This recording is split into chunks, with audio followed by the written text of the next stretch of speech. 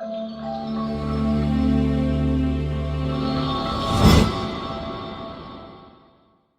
back to the channel. My name is Ryan, and today we are discussing the new era of Tennessee football. We have Nico Iamaleava. That's the best way I can say his name right now. I kind of suck at saying names, so if I say it wrong, that's my fault.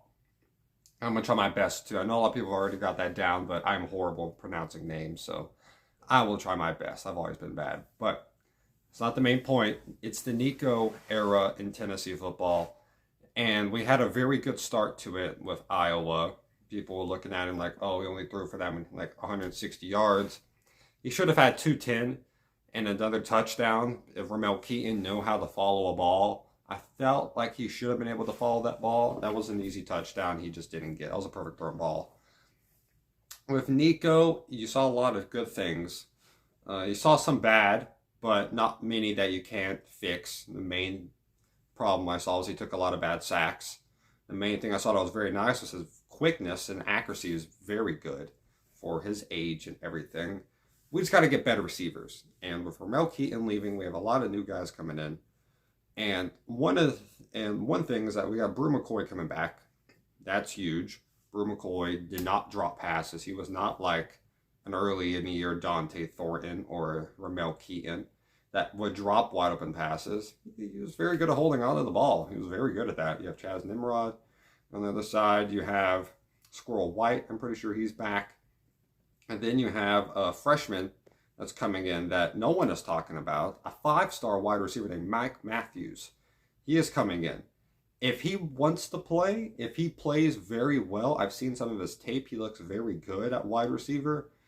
He might get some playing time. He might. And if he excels very well, that's just another weapon.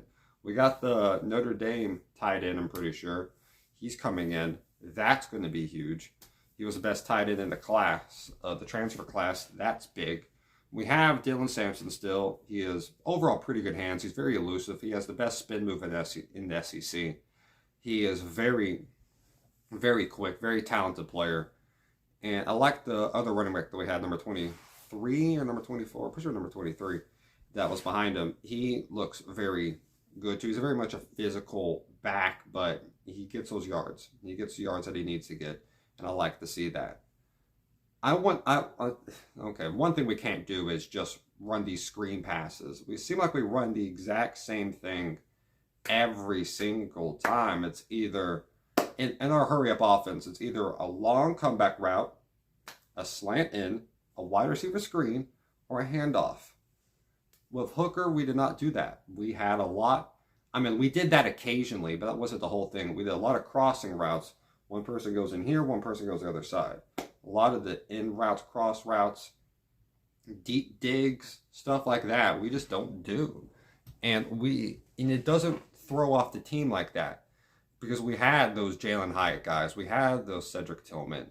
We had those players. And we need another guy, especially like Jalen Hyatt, that can go deep and outrun guys and go make big plays. So we can run those formations and get those done well. And stuff of that nature, which I think we'll be able to do. I think we'll be able to do with this receiver group. And the physicality Brew McCoy brings is kind of like what a tight end does, but he doesn't have the speed of a tight end. He's faster than that. I want to get him the ball a lot more. Hopefully he has a good comeback. He's never going to be the exact same, but physicality-wise, he probably can. We have a very good tight end. I like that. And the run game should be good. The O-line had some questionability and stuff like that. But we've been banged up so much this year in the offensive line that I wasn't even mad that we didn't have a great performance against Iowa. Iowa's a very good defense. So seeing what we did to them was very nice. Defense looks very good. James Pierce might be a front runner for an SEC Defensive Player of the Year type of season. He was top 5 in sacks this year. He had a pick 6 against Iowa, which you can take that as what you want. Very good stuff. We have some guys coming from Oregon State. I know we have some guys leaving, but hopefully we're able to keep up well. We had a good secondary performance against, again, Iowa. That is like the worst. That's the worst team you can play when it comes to the idea of seeing how good your corners are. They suck. They can't throw. But for what they tried to do, we did very good at covering it. I'll take that. And with Tennessee, I don't want to get overhyped about this, is I see Nico and I see him doing very good. I think a whole year of him, again, barring injury and stuff, I could see him being a top quarterback in the SEC. I know people are calling him for being the Heisman. I ain't gonna say that. No, no, no. There's too much. There's too many great players, and there's too much great talent. And how the system runs, we might be more of a run team, but I don't know for a fact. I would like to see Nico run more and just have kind of plays direct for him, because the plays that we did have him directly run worked very well. I would love some read options, because there's a lot of times we just run inside zones, and they sometimes work, but if you kept them, they have like 10 yards you can get right there, because everyone's expecting that. And if you add that to it, a read option, then those hurry up plays are way more dangerous in that stuff, because instead of just like, here we go, here's the ball, it's my type of thing. And it's going to throw off the defense. And a player of his caliber, he's very smart. His IQ is very good overall, knowing where to throw the ball to. Again, he's got to work on not taking the sacks, but part of his O-line's fault, not letting him get a lot of time, but some of it's just got to get used to playing. The receiving core, I think, will be fine. We had a lot of drops this year. Some of it was people kept blaming it on Joe Milton for throwing the ball too hard. If it hits you here and you're a receiver, you should catch it. That simple. If you catch it here, if it hits you right here, you should catch it. That simple. That simple. And we got to work on these drops, got to work on these plays, making sure they're good. I want to go deep more. If I was Tennessee, we have a lot of possibilities to do so early in the year. We're going to have NC State early, which is interesting to be able to see how that's going to work, because they might be as good as they were this year. I don't think NC State was a great team this year. They definitely were not bad. If anything, they were pretty good, but they weren't a great team this year. So interesting to see how everything in those games played out. I want more creativity on the offensive side. That's, again, I just mentioned overall.